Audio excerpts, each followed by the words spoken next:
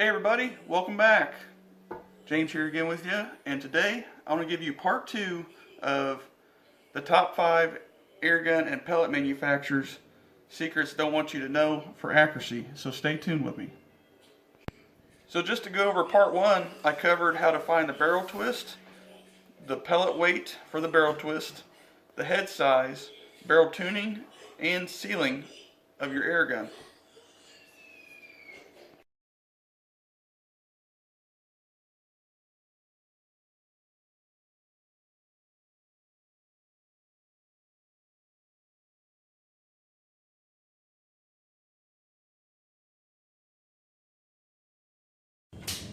Number 1, cleaning your air rifle barrel with a bore brush.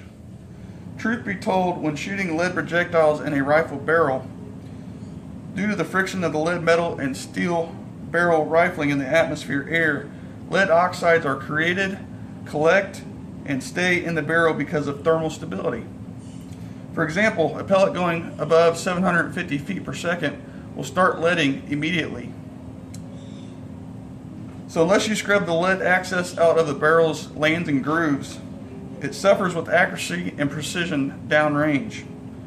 You're not going to get the full potential of your rifle and projectile used, especially in swabbing and patching the barrel. Let me show you what I'm talking about. So I'm going to insert this bronze 22 caliber bore brush in the muzzle, so that way I don't have to take the barrel out of my gun. You could do either way. I've been doing it for 6 months this way. If you watch my second channel, all about air guns, it does not hurt the gun or the crown doing it this way. And this gun is phenomenally accurate, especially with lesser expensive pellets. I can get them to one hole at 45 yards, no problem. Do a couple swipes, and then you can run some patches through it with some gun oil.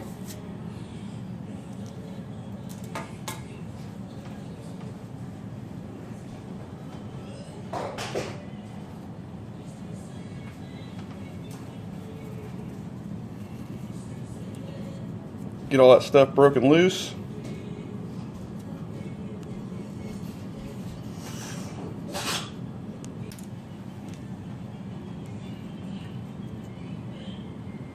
Push that patch through.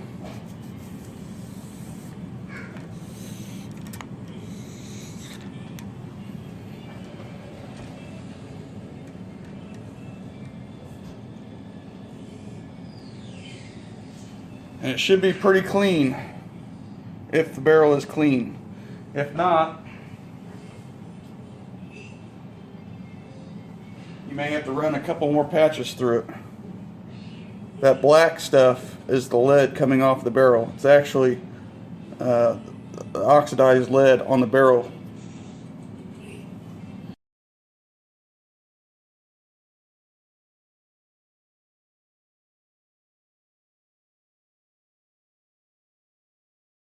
And if worse comes to worse, you may have to give your barrel an acid bath, which I've done to a couple of my Ruger 1022 barrels.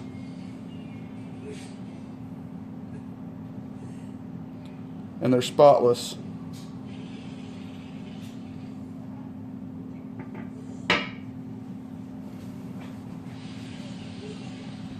So the following clip you're about to see, I actually soaked and plugged my Ruger 1022 barrels, 2 of them, with hydrogen peroxide and white distilled vinegar. And to neutralize that, after the barrels sat for 10 minutes with these 2 ingredients half and half, so equal parts in the barrel, in the bore, I rinsed them out with water and brushed and swabbed the bore and oiled the bore up with a patch and cleaned it all out, and they are spotless. They were leaded up. They didn't really reflect too well. I look up in the light and it'll blind you. So you can see what I'm talking about.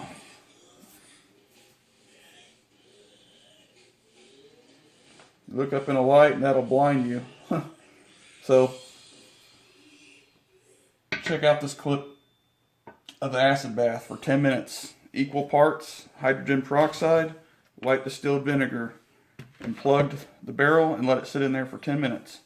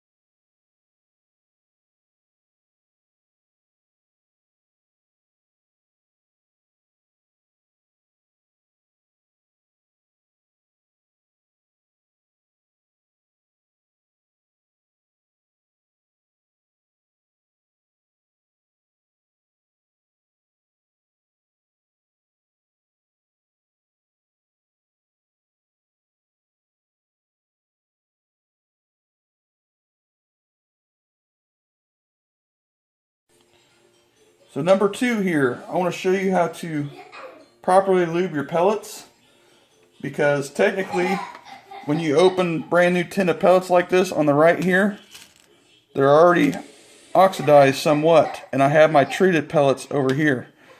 So I'm going to go ahead and mix half and half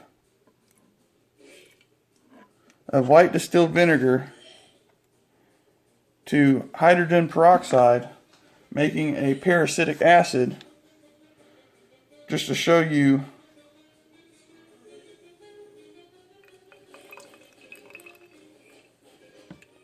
how well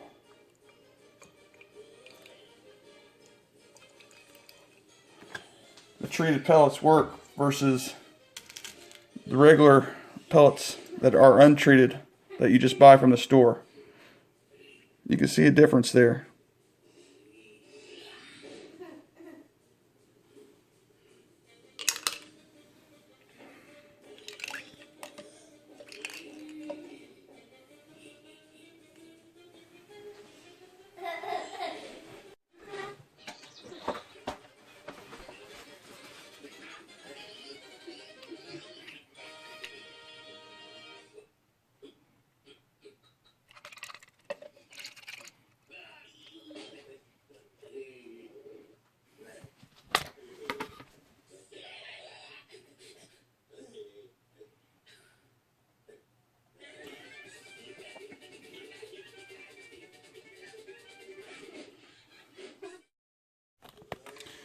As you could tell, the one on the right that's untreated is starting to cloud the solution. And what that is lead acetate.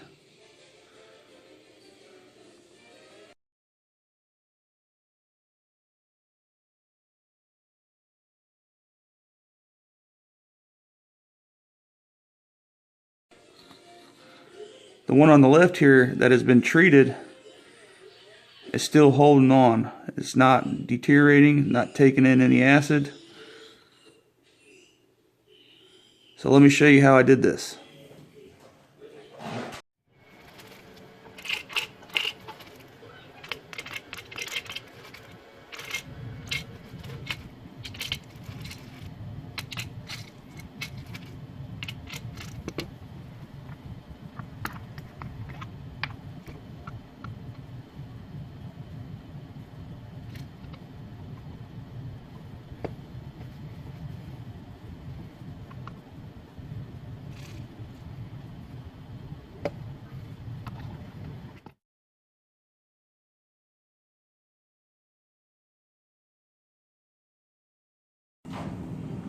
Okay guys, so you can see how I did it, and you can see here how that pellet is getting broken down and oxidizing.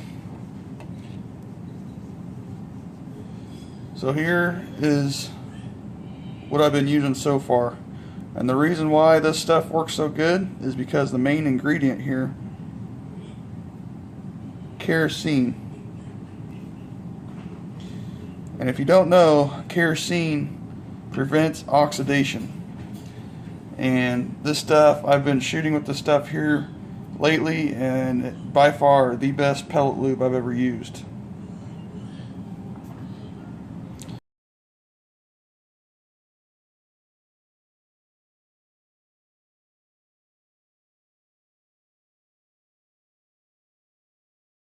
So going back to the test gun in this video, the Umarex Gauntlet.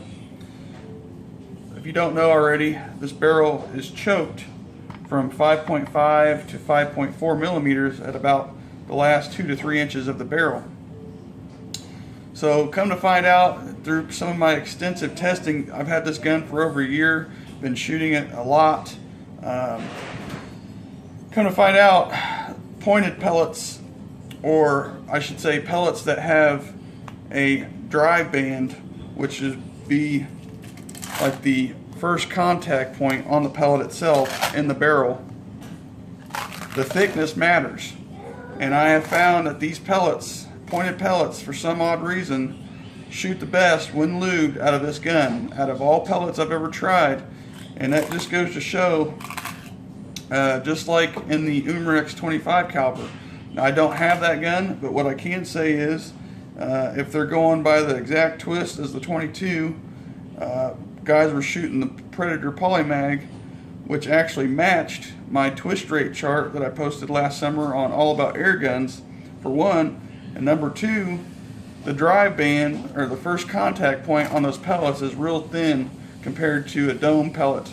So I got pictures to show you guys about this, because that really matters downrange.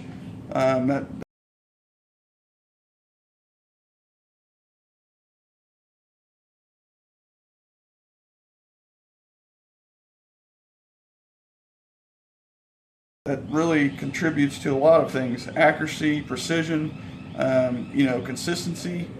Depending on how much the rifling is chipping away at that first drive band on the pellets, and how much the pellet is deforming. So that matters. So it might not be particularly just pointed pellet, but the thickness of it truly matters. So at close range, maybe not. I was shooting these pellets, both of them at the same distance, 25 yards, and at the same accuracy, same precision. They were grouping the same.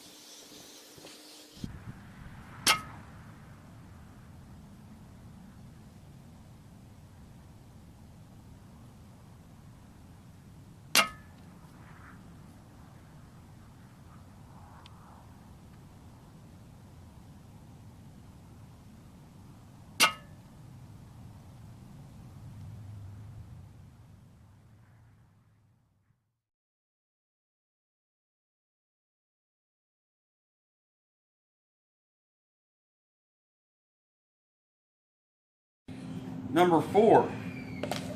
So even though these pointed pellets with the lesser thickness dry band outshoot a pellet with a thicker dry band, pellet stability trumps all. And the reason why I say that is because I chronographed both of these pellets at 45 yards, and with about a 60 feet per second less velocity of these pointed pellets versus these hollow points, 14.3 grains, both of them, these pointed pellets will outshoot the hollow points lubed, both with a clean barrel, fresh bore. These pointed pellets will outshoot any other pellet in this gun.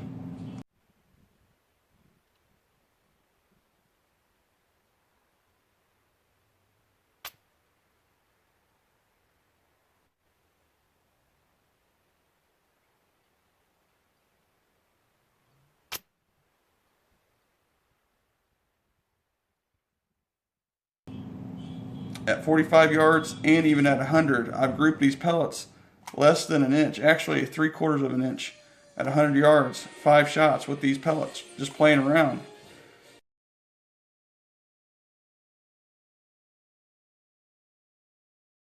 So these pellets are no joke when it comes to choked barrels, because of the dry band thickness not clogging the choke up as fast as a pellet that really contacts the bore and scrapes lead in the rifling.